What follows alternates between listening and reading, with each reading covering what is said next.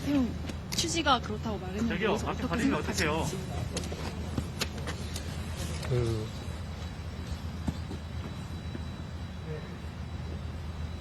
글쎄 뭐라고 말씀 못 드리겠는데요. 네, 지금 상황이 굉장히 여러 가지 부분이고 관계자들이 많다 보니까 다 나름대로 입장에 따라서 자기 얘기들 하는 거겠죠. 저도 어쩌면 제3자가 보기에 혹시 네 말이 맞나라고 하는 부분에 있어 의심이 있을 수 있는 부분인 것 같은데 일단 맥락 없이 저는 제가 듣고 기억하는 부분에 대해서 그냥 설명했고 말씀드렸을 뿐입니다. 또 하나는 대부분 원장하고 차장하고 보고의 책임 소재를 미룬다거나 오늘처럼 이런 부분이 있으면 이해관계에 따라서 이야기를 나눌 수가 있는데 제가 굳이 왜 거짓말하죠? 그냥 다만 당시 상황에 있었던 부분들을 얘기한 부분인데 이번 기회를 통해서 그냥 사실을 얘기하는 것이 이렇게 힘든 거구나라는 부분을 느끼게 됩니다.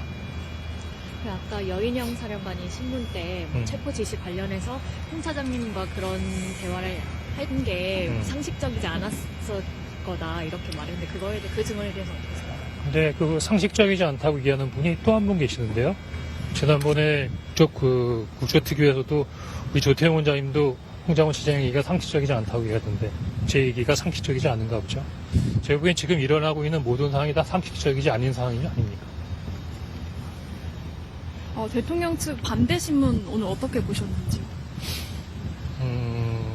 그 매섭게 몰아치는 느낌이었고 피의자 조사받는 것 같은 느낌이 들었었는데 그래도 궁금해서 물어보시는 부분이니까 최대한 대로 답변하려고 노력했습니다.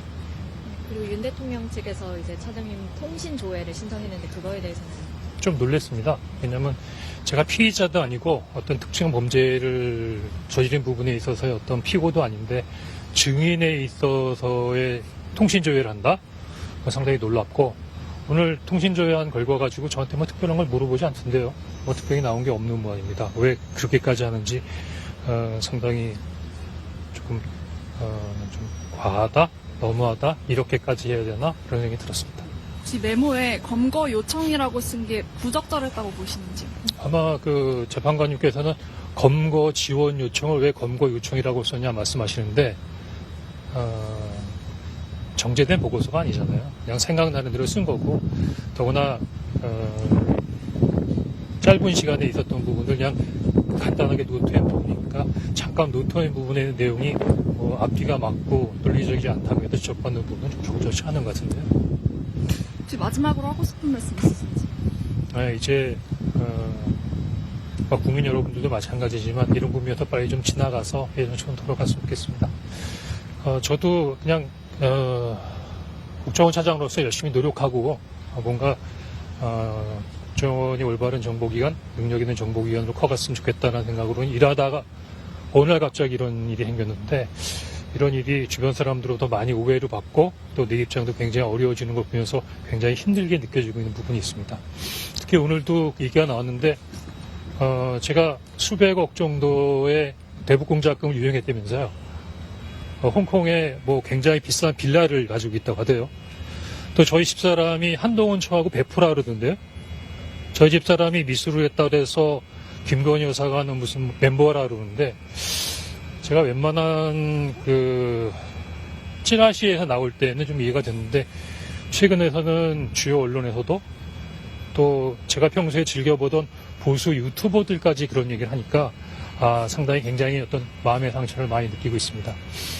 이와 관련돼서는 그럼 너 다시 이거 아닌데 왜 가만히 있니? 첫 번째는 이미 그런 부분들은 과거에 다 정리가 된 부분이라 굳이 그런 부분들에 대해서 고려할 필요가 있나 생각했는데 요즘에 조금 생각이 바뀌어서요. 이런 부분에 있어서 출처가 되는 어떤 사람에 대해서는 지금 법률적인 부분에 있어서의 민형사상의 부분에 대한 검토를 하고 어느 정도 자리가 좀 상황이 좀 정리가 되면 그분에 대해서는 옳고 그름 한번 좀 갈아봐야겠다는 생각이 듭니다. 제 명예를 회복하기 위해서라도. 그거 새빨간 거짓말입니다. 제가 개인이다 보니까 원장님처럼 대변인 수도 없고 누구한테 얘기할 수 있는 부분이 아니었기 때문에 말씀 못 드렸는데 조금 해도 너무하다는 생각이 들고 유튜브에서 자기가 하고 싶은 말을 할 수 있는 부분은 자유지만 최소한 어떤 부분이 진실인가 또 상대방의 입장도 제가 만약에 수백억을 떼어먹었으면 아까는 검찰총장은 대통령이 2년 반 동안 뒀으냐고 뭐 이렇게 얘기했겠지만 국정원에 감사관실, 감찰실 없습니까? 더구나 차장되고 특보대 때는 법무부에서 또는 용산에서 다 검증해서 낸 거 아닙니까? 물론 느낍니다. 오늘 이 자리에 제가 안 오기를 바랐겠죠. 그리고 다들 제 얘기가 거짓말이었으면 좋겠다고 생각을 하겠죠. 하지만 그렇게 새빨간 거짓말로 제 얘기의 신뢰성이 떨어질 수 있을까? 뭐 그런 생각이 좀 드네요. 제가 늦게 와서 질문 나왔는지 모르겠는데 피청구인의 마지막 진술에 대해서 혹시 어떤 거요? 피청구인이 마지막에 진술한 거에 대해서 어떤 거죠?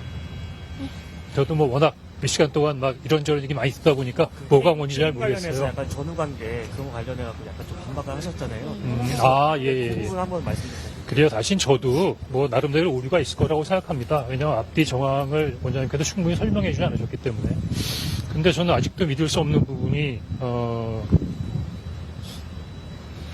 우크라이나 전쟁터에도 몇 번씩이나 갔다 왔고 나름대로 이렇게 열심히 해서 나름대로는 정보기관으로서 역할을 충분히 하는 부분에서 역할을 하고 있다 그러는데 원장님께서 저를 대통령님께 보고해서 경지할 만큼의 잘못을 했나?